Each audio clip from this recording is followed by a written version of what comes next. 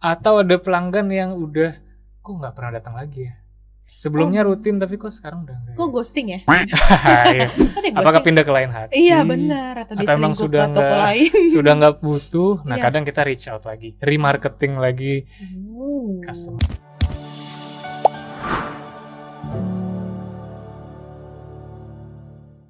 Tapi masih banyak juga ketakutan-ketakutan tertentu untuk pebisnis gitu ya. Akhirnya tuh di perusahaan karena ngerasa kayak gak perlu hire human, ya udah pakai AI aja gitu. Jadi satu timnya diefisiensi karena dia merasa kayak ya udah pakai AI kan lu bisa ngerjain semua satu.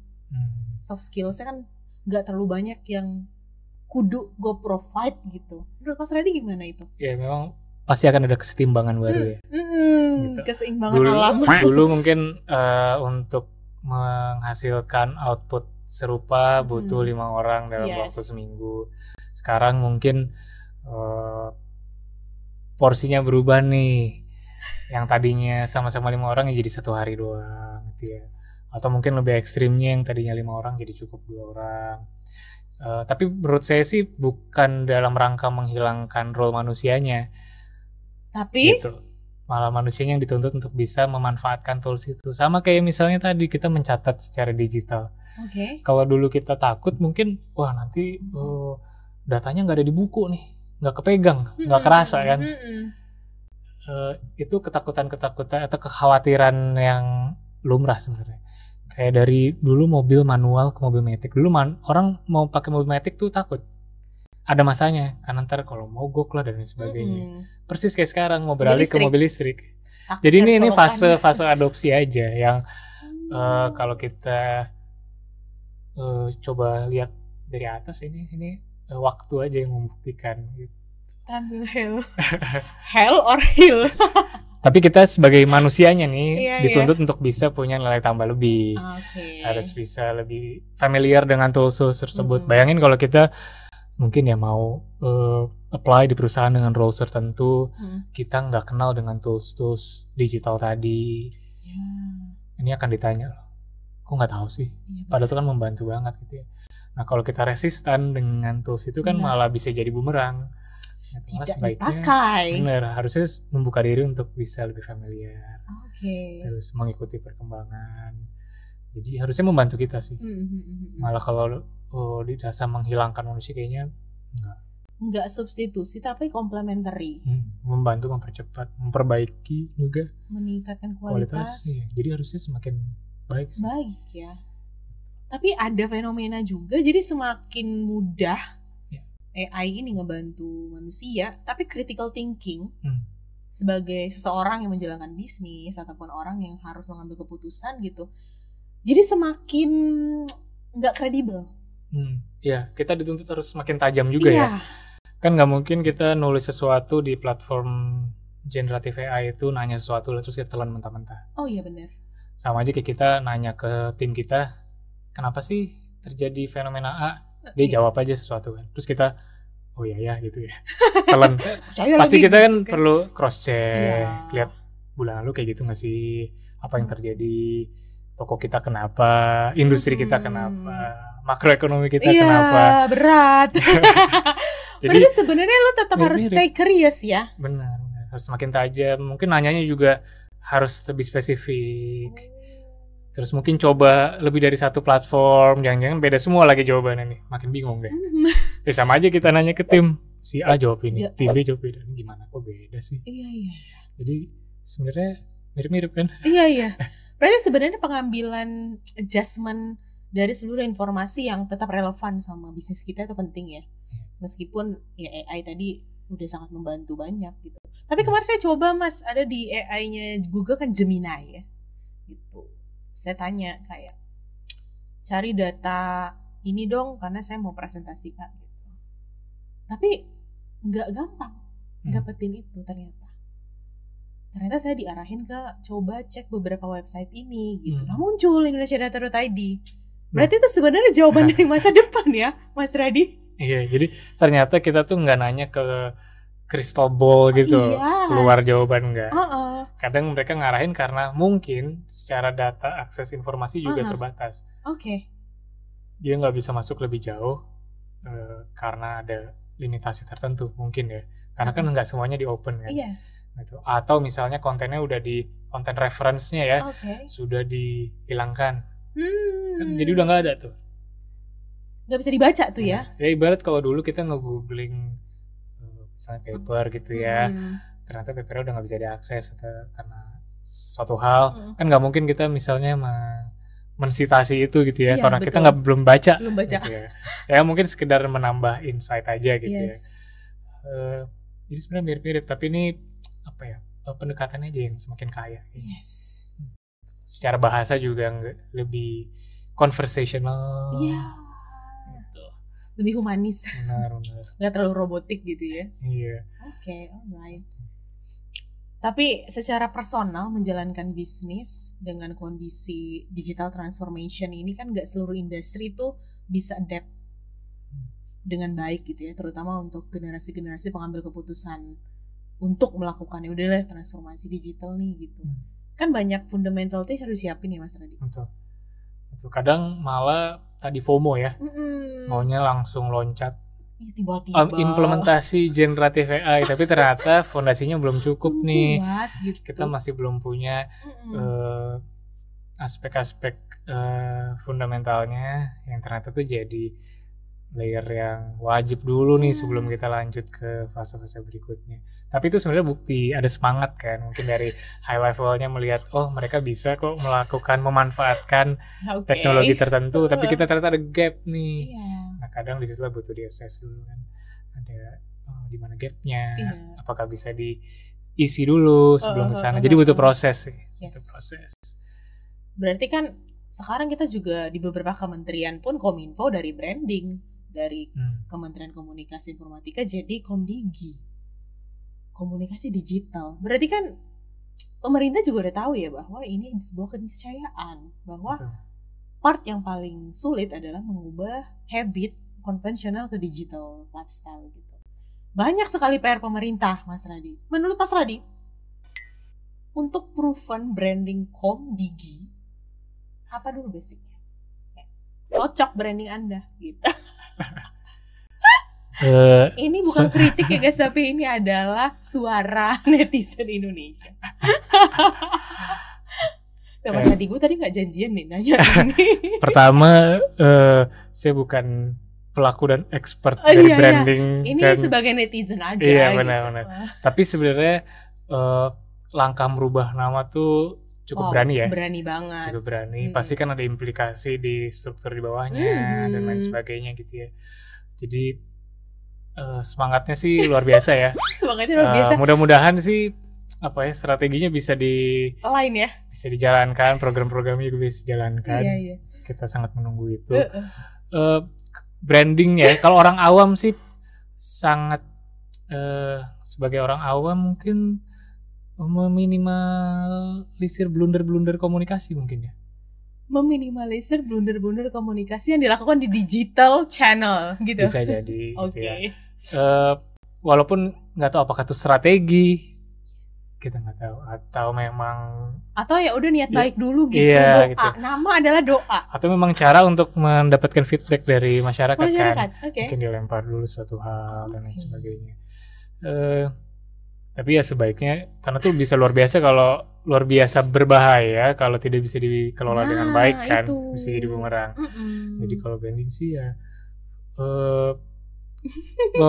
meningkatkan ya, memperbaiki komunikasi, karena kita nih kalau orang awam kan agak sulit ya dengan mungkin istilah-istilah yang terlalu teknis apalagi lagi berubah-ubah. Jadi sebenarnya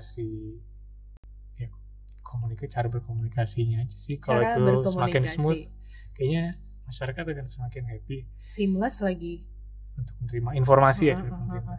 Kalau saya sih Mas Radi ngomongin Komdigi, di otak saya adalah wah ini kementeriannya udah digital native semua nih, orang-orang di dalam sana cara mereka berkomunikasi sampai dengan tools yang mereka pakai. Menurut Mas Radi, dari 3 komponen tadi itu apa yang udah proven untuk kayak cocok nih mau rebranding? Kan nama adalah doa. Doa harus proven by actions. Minimum ngapain dulu? Iya. Kalau dari saya sih mungkin ini ya, aspirasinya nih. Iya, kita aspirasinya. Memberikan aspirasi. Pemerintah harus bisa mengelola hal yang terkait data pribadi. Data privacy. Betul. Jadi keamanan data dan lain sebagainya itu harus benar-benar sangat dipastikan secara regulasi supaya kita tidak kebablasan. Karena waktu itu sudah terjadi kan beberapa hal gitu ya, misalnya ada data center yang ternyata betul tidak ada backupnya misalnya. Karena backup tuh gimana ceritanya? Ada Mas Radi? Ya kita nggak tahu, nggak ada backup kan, jadi nggak ada yang nggak ada penyimpanan cadangan ya. Blunder dong datanya kemana-mana. Itu jadi sebenarnya kecerobohan juga sampai nggak ada. Oke. Apalagi data masyarakat, data pribadi akan sangat berbahaya dan masyarakat akan dirugikan di saat data itu disalahgunakan. Jadi keamanan, kerahasiaan data pribadi menurut saya jadi harus jadi fokus utama juga. Data security ya. Berarti nggak cuman ngomongin soal rebranding versi nama lo dong lo ganti gitu ya, tapi gimana cara memanfaatkan digital juga harus proven gitu kan. Jadi harus semakin di enforce regulasi yang ada. Sebenarnya sudah on the track, tinggal mungkin harus dipercepat juga kali ya. Ada kata dipercepat ya. Karena pasti inovasi akan lebih cepat lagi kan. Dan mungkin cara-cara serangan-serangan cyber itu juga akan semakin beragam mengikuti teknologinya juga. Jadi mau nggak mau kita nggak bisa puas. Oke, udah menyelesaikan ini dan nggak bisa. Nggak bisa ya? Itu kayak penyakit dan virus yang memang dikembangbiakan gitu ya. Untuk ngelihat seberapa teci Anda gitu ya. Iya, jadi kita sebagai masyarakat biasa juga harus sadar dengan datanya masing-masing. Jadi nggak cuman dari orang yang collect data, tapi kita juga yang ngasih data juga harus sadar tentang keamanan dan privasi data kita. Dan yang mengolah data itu juga. Harus jadi misalnya pemain-pemain tadi bisnis yang memang menyimpan data, data personal dan sebagainya, harus memastikan bahwa itu terkelola dengan baik. Aman. Gitu. Aman. Karena kalau di undang-undang yang baru kan juga nanti pasti akan ada dendanya dan sebagainya. Apa yang sudah terjadi juga kan di Eropa dan di Amerika, bahwa sangat kita nggak bisa main asal email marketing ke customer kita tanpa ada konsen dia tuh udah bisa didenda. Udah disu. Gitu. Karena misalnya kita dari awal memang nggak mau, kita nggak centang tuh dikirimin. Newsletter itu ya. Jadi harus ada sama-sama aware gitu ya. Jadi nggak bisa membabi buta main. Oh lu konsumen doang lah, kasih aja broadcast seenaknya gitu. Kita harus tahu. Karena nggak semua orang berkenan juga kan. Iya, itu kan jadi spamming. Termasuk misalnya mendelete account. Kita kan lebih banyak sign up gitu ya. Tapi pernah nggak sih kita secara berinisiatif meminta ke platform tersebut, misal kita udah nggak pakai, tolong delete account saya, misalnya nggak ada tuh caranya di sana. Nah, karena harus ada mekanisme untuk forget me tapi memori ada. Jadi karena tadi memang data itu kan data kita, misalnya data pribadi ya, kita punya hak untuk misalnya tidak lagi menggunakan layanan mereka dan yaudah hapuskanlah. Jadi hapuskanlah aku, delete-nya itu berarti benar-benar dari back-end-nya juga harus delete. Jangan nyimpan data aku gitu. Kamu harus lupakan aku tuh, seluruh data yang saya punya, si kolektor itu juga harus delete gitu. Seharusnya seperti itu. Melupakan berarti ya. Iya sih, saya jarang sih delete account. Karena kadang nggak ada. Cari mungkin aplikasi-aplikasi yang ini. Tanya subscribe doang, itu tuh kecil banget di bawah lagi kayak. Nah, bahkan unsubscribe untuk marketing communication aja mungkin kita susah ya nyarinya, apalagi mendelete account. Beberapa mungkin bisa deactive account. Ya, deactive bisa, benar. Tapi beberapa mungkin belum sampai sana. Kalau platform luar mungkin udah banyak. Udah banyak. Terutama sosial media ya. Yang double account. Sensitif. Itu juga berkaitan berarti sebenarnya masalah data privacy juga di hukumnya ya, dan kesadaran bahwa data kita juga tanggung jawab kita gitu. Itu juga penting kan gitu. Di saat kita komit untuk kasih on board itu ya, bergabung di suatu platform ya. Kita kan centang-centang aja kadang doang, nggak dibaca aja ya. Itu juga masalah nih gitu. Berarti kalau ngomongin ini tuh digital society Indonesia terutama gitu. Kalau saya nggak salah, saya sempat baca roadmap digitalnya Kominfo waktu itu 2021 sampai 2024 terakhir. Ada 4 elemen utama yang disiapin sama pemerintah, mulai dari strukturnya, infrastrukturnya, regulasinya, sama masyarakat digital. Bahasanya adalah masyarakat digital. Emang gimana sih gambaran masyarakat digital Indonesia nih Mas Radi, dari kelihatan nih Mas Radi nih sebagai digital expert berarti ngomongnya. Gimana Mas Radi? Secara data di beberapa platform mungkin malah Indonesia itu salah satu pengguna terbesarnya gitu ya. Ya kan? Jumlah pengguna terbesar platform X ada tuh Indonesia. Karena mungkin secara populasi juga kita besar. Makanya market kita cukup 4 ya dilirik lah gitu ya. Secara untuk pasarnya gitu. Berikutnya mungkin dari sisi awareness juga semakin melek, apalagi generasi yang semakin muda. Mungkin mayoritas pasti punya account sosial media, bahkan mungkin juga memproduksi konten tak hanya untuk yang sifatnya ya pribadi atau memang dia rutin, bahkan mungkin menunjang pekerjaannya dia juga. Jadi kalau untuk awareness sebagai masyarakat digital mungkin sudah oke. Yang perlu diimbangi tadi hal-hal yang terkait kerahasiaan data, terus mungkin konten-konten yang dipastikan bisa positif lah ya, gitu ya.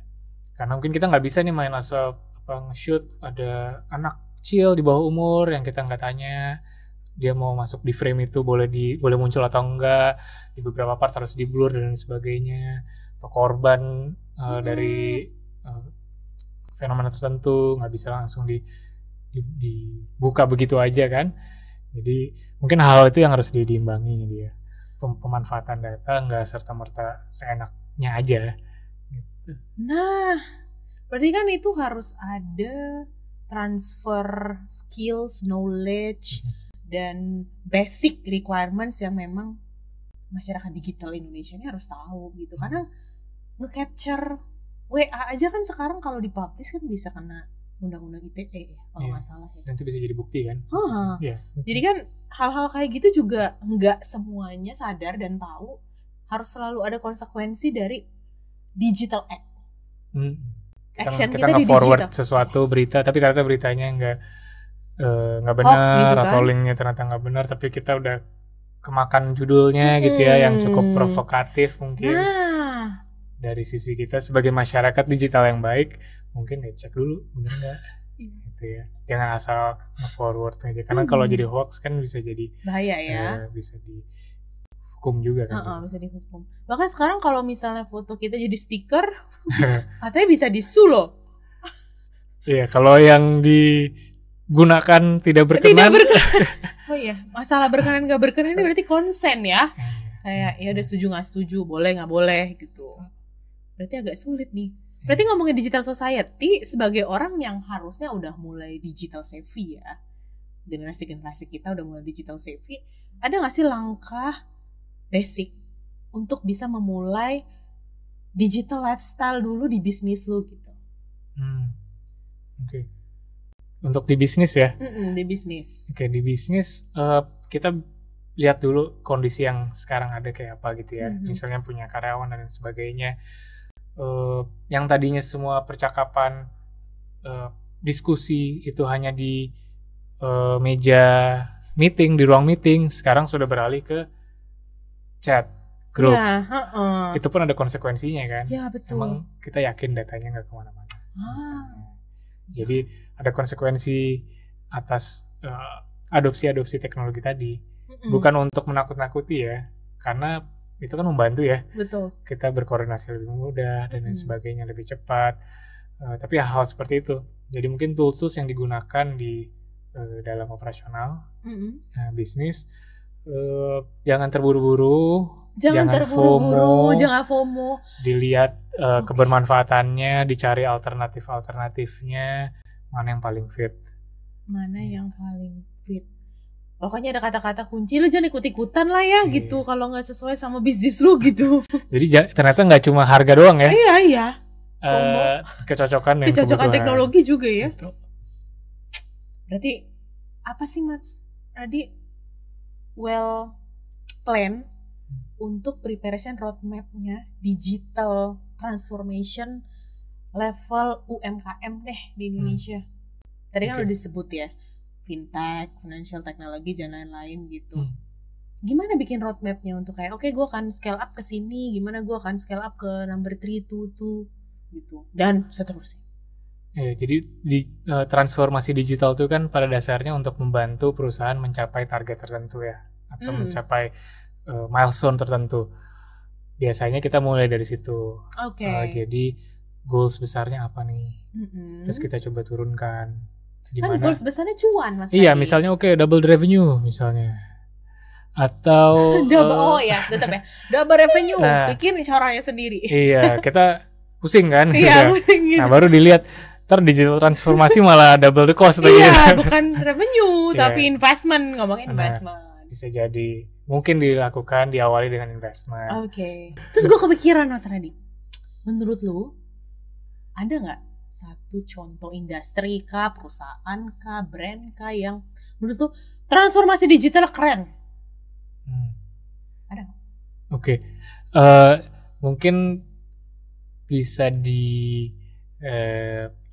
kita coba lihatnya gini ya, dari sisi mungkin kriteria suksesnya gitu ya. Nah, mungkin salah satunya adalah perusahaan yang pada akhirnya bisa mendapatkan new revenue stream, significant revenue stream dari lini bisnis barunya yang basisnya digital. Atau misalnya yang lebih sederhana, dia salesnya lebih banyak di channel digitalnya, bahkan melampaui dari offline-nya. Nah, dari situ kan baru ini ya, seeing is believing. Ternyata dengan kita bersahabat dengan channel-channel online tadi, channel offline mungkin tetap jalan so-so ya, maksudnya jalan tetap, tapi ternyata ini berkembang gitu, karena ternyata lebih bisa nge-tap market lebih luas, lebih cepat, dan seterusnya lebih mudah, bahkan loyal customer-nya lebih banyak dari digital, engagement dengan customer mungkin lebih banyak dari digital. Jadi di saat ada shifting dari manfaat bisnis yang ditopang dari basis digital tadi, itu sih value of digital business-nya proven gitu ya. Betul. Berarti investasinya ya, atas kalau ada investasi signifikan di digital, aktivitas bisnisnya juga bisa menghasilkan gitu ya. Dan pasti investasi itu nggak hanya teknologi atau infrastruktur, pasti manusianya juga. People, betul. Gitu. Karena mungkin kapabilitasnya berbeda kan. Yes. Kita berani nih merekrut yang digital native, membuka tadi channel baru dan sebagainya, produk baru berbasis digital, ternyata berjalan. Cocok nih gitu ya. Kalau kita anti alergi gitu ya, mungkin nggak akan terbukti juga. Berarti kan ada kata-kata tadi resisten, alergi, digital dan lain-lain gitu kan. Gagap-gagapnya ini harus mempengaruhi ada satu culture dari perusahaan yang memang kayak kalau culture ini ditumbuh kembangkan, dikembangbiakan dalam perusahaan, jadi lebih mudah transformasi digitalnya. Kira-kira apa Mas Radi? Culture seperti apa sih di perusahaan yang kayak kalau gini jauh akan lebih mudah nih untuk mengubah organisasinya menjadi digital. mungkin setiap industri punya karakteristik yang berbeda-beda ya. Tapi kalau punya culture misalnya internal employee-nya yang lebih open secara komunikasi, terus mungkin open juga terhadap tools baru, itu bisa membuka jalan sih, dan bahkan bisa membuktikan. Jadi mungkin diberi kesempatan ya bagi yang mungkin membuka kesempatan bagi internal champion jadinya. Ada champion. Mungkin kita nggak sadar punya karyawan yang ternyata dia tuh mampu untuk melakukan satu hal yang beyond dengan memberikan kesempatan. Belum tentu berhasil, tapi worth to try. Yeah. Digital championnya ada nih gitu. Sama case-nya kayak kita misalnya memberi pelatihan ke karyawan. Mungkin di satu sisi kita bisa melihat, ngapain kita kasih training? Kan besok dia bisa resign. What if dia bertahan selama hidupnya di company kita dan kita menyia-nyiakan waktu tidak memberikan dia pelatihan? Untuk feeding dead people gitu ya. Jadi dari sisi manajemen high level pasti harus lebih terbuka ya. Unskill. Gitu. Terbuka untuk melihat celah ini. Berarti digital mindset dulu kan ya, culture-nya ya. Meskipun lu nggak bisa ya, setidaknya lu terpapar informasi bahwa ada cara yang sudah jauh lebih relevan untuk kondisi saat ini gitu. Jadi manajemennya terbuka juga gitu. Tuh. Kalau enggak ya kita nanti akan jadi penonton doang, lihat yang lain tumbuh. Oh dia bisa nih bikin anak bisnis baru dan lain sebagainya, berkembang, bahkan bisa menjadi kontributor besar ke induknya misalnya. Kalau kita nggak terbuka untuk melangkah, melihat peluang di itu situ-situ kan, aja gitu, stuck aja gitu. Nantinya penyesalan yang ada. Betul. Nanti gerus oleh waktu. Gerus oleh waktu. Nah, kalau tadi ngomongin culture, kisah sukses, ada nggak menurut Mas Rudi kayak gagal loh transformasi digital gitu? Ada nggak fenomena yang kayak pengen gue komentarin nih? Yang spesifik gagal ya, mungkin gini, ada yang mencoba untuk beralih gitu ya ke new product atau services, tapi dia belum kuat secara fundamental company-nya, jadi hilang arah dan akhirnya terbawa angin aja gitu ya. Kebawa karena arus. belum kuat gitu, makanya memang nggak bisa ikut-ikutan aja. Baiknya memang udah punya fondasi yang baik dan dia mau mencoba untuk sesuatu yang itu resikonya juga masih bisa dikelola gitu ya. Seperti itu sih. Ada nggak contoh case yang real? Harusnya lo nggak usah ke situ. Kalau gue jadi CEO-nya gitu, boleh nggak lo gitu? Kalau gue jadi CEO-nya, gue nggak mau transformasi digital secepat ini gitu. Misalnya ini ya, dulu ada salah satu lah ini di luar negeri ya, mesin pencarian, ya, search engine, yang mungkin di masa itu dia masih di atas angin ya, karena market share paling besar. Jadi biasanya itu kalau udah jadi big giants kan kadang kita lebih susah karena bergerak, udah giant ya. Jadi susah gerak. Jadi melihat ada company yang relatif baru, emerging, tidak seberani untuk melakukan manuver tertentu ya. Pada akhirnya dia dijual murah, lebih murah gitu ya. Jadi kan kehilangan momentum ya. Kehilangan momentum. Jadi memang yang menjadi challenge di hal-hal yang berbau teknologi kan karena berkembang terus ya. Kita mungkin kalau bikin Instagram yang sama di saat ini yang belum tentu works gitu kan. Jadi kadang timing itu timing is everything katanya. Betul ya. Makanya kalau orang telat tuh suka nyebelin ya. Karena kehilangan timing guys, gitu. Telat lu gitu kan.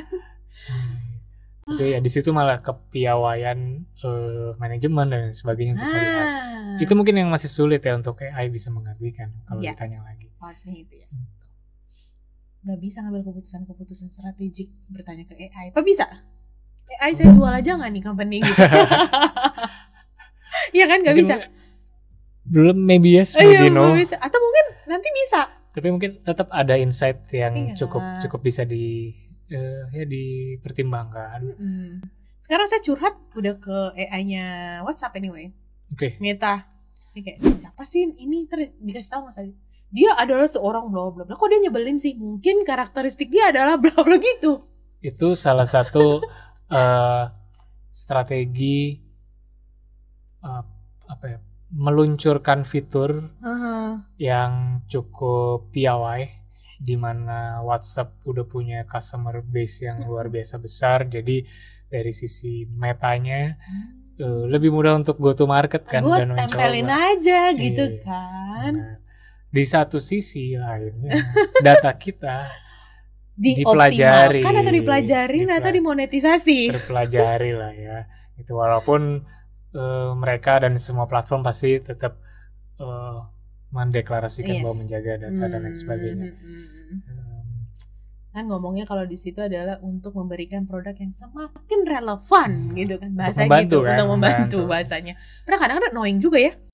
Iya. Gitu kan. Udah sedekat itu teknologi. Kalau Mas Radi misalnya dikasih kesempatan punya sources unlimited, kita kan lagi ngebayangin nih, mau bikin apa, Mas Radi? Ini pertanyaannya. Enak kan mengandai-andai. Iya, pertanyaannya susah karena kayaknya akan sulit terjadi ya. Oh gitu, nggak apa-apa. Unlimited resources ya. Unlimited resources. Mungkin lebih ke ini, mempermudah, mendemokratisasi akses bagi orang untuk mempelajari teknologi agar multiplier efeknya lebih luas lagi. Jadi yang bisa berinovasi dengan teknologi makin banyak. Nggak cuma orang IT doang. Oh iya, nggak spesifik yang ngerti technical doang betul. Gitu ya. Tapi mungkin orang yang mungkin bukan dari background IT bisa mulai belajar. Sekarang udah mulai kesana. Iya. Jadi kayaknya itu kebermanfaatannya akan lebih berkali-kali lipat ya. Wow, Mas Radi ini CSR program guys. Dia memilih untuk people investment gitu ya. Ya kan? Berinvestasi dalam skills ya dan manusianya gitu.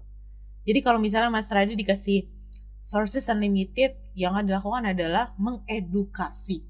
Iya, karena part paling sulit seluas-luasnya gitu. Akses edukasi terhadap sesuatu yang masih dirasa terbatas. Dirasa terlalu tersier gitu ya, dan terlalu limited gitu. Iya. Jadi mau nggak mau akses terhadap internet dan sebagainya itu jadi kewajiban. Itu udah nggak masalah, harusnya nggak usah ngurusin kuota habis ya. Iya. Ya kan? Berarti kalau gitu Mas Radi, sampaikanlah pesan kepada digital society in Indonesia. Gitu. Ada nggak yang pengen Mas Radi sampaikan? Lu tuh harus siap-siap ini loh. Nggak cuma ngomongin digital tuh, nggak ngomongin medsos doang. Digital tuh nggak ngomongin hal-hal yang menurut lu dunia itu sebatas itu gitu. Sampaikanlah Mas Radi. Oke. Pesan ke digital society ya. Ya. Pertama, open minded. Oke. Open minded terhadap hal baru, network baru dan sebagainya, belajar dari manapun. Oke. Apalagi di era digital, semua semakin terbuka. Untuk belajar sesuatu yang tidak di bidang kita juga semakin terbuka. Jadi harusnya semakin bisa menghargai ekspertis orang kan. Gitu ya. Nggak asal sok ahli ya. Iya. Bener lagi. Karena kadang kita baru tahu sesuatu tuh emang excitementnya luar biasa. Tapi ternyata pas digali lebih lanjut tuh masih jauh ya. Jadi ya banyak belajar dan sharing. Oke. Sharing yang bermanfaat. Sharing yang bermanfaat. Tapi kalau sharing money nggak apa-apa. Kalau itu menunjang. Kalau menunjang itu oke gitu. Oke, berarti ingat ya teman-teman, dari coders ini yang harus kita lakukan dalam dunia yang semakin cepat perkembangan, pertumbuhan dan perubahannya adalah jadilah manusia yang memiliki growth mindset, gitu ya. Betul. Iya sekali. Mas Radi, saya pengen disuruh iklan, guys. Akhirnya kode marketing. Wow. Aku sponsor. Cobain deh. Katanya kalau pakai apa namanya parfum itu taruhnya di pergelangan tangan. Wih, enak banget lagi. Relaksasi ya. Salah satu relaksasi saya adalah wangi-wangian, sensorinya main di situ. Stress relief. Makasih ya ini lokal brand. Oke, terima yang kasih. Sudah mendukung kode marketing. Wow. Teman-teman, karena kita punya sponsor, jadi kalau buat teman-teman yang subscribe dan mention kita di sosial media nanti, kita bakal bagi-bagi ini untuk 5 subscriber beruntung. Gitu. Langsung mention dan subscribe channel kita di media sosial dan juga di yang beruntung. Mas Radi. Wih. Bagus nggak tas gue? Bagus. Bagus kan? Bisa diserut loh. Titipan sponsornya bisa diserut. Oh. Coba nih. Makasih loh. Oke. Kita dapat sponsor 2 hari ini. Jadi buat yang nanti subscribe, follow dan share, kita bisa kasih ini ke teman-teman. Gitu. Bagus kan, ini anti air lah gitu. Waterproof. Jadi kalau misalnya nanti hujan-hujanan aman isinya. Jadi kalau gitu saya bawa pulang ya. Wah. Ini harus ini kalau gitu boleh. Bagus kan? Bagus ya? Bagus lah. Cocok ya. Bisa diserut, bisa banyak gaya lah. Oke. Udah cocok, makasih sponsor. Habis ini follow dan subscribe. Thank you. Sampai ketemu di episode selanjutnya dan semoga semakin banyak yang nonton biar sponsor kita juga semakin banyak, Mas Radi. Yes. Gitu. Sukses terus untuk kode marketing. Yes. Thank you Coders. Sampai ketemu di episode selanjutnya.